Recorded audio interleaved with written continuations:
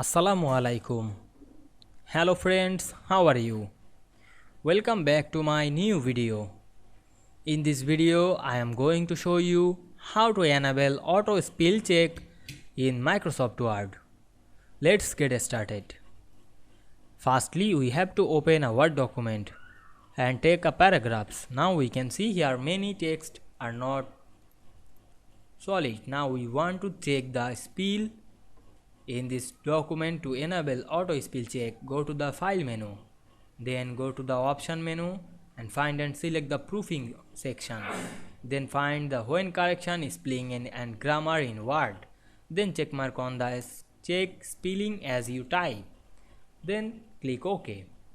Now we can see we enable the auto spell check and the auto spell check track the false word very easily. I hope you enjoyed the video. Please like, comment, share and subscribe my channel. Thanks for watching.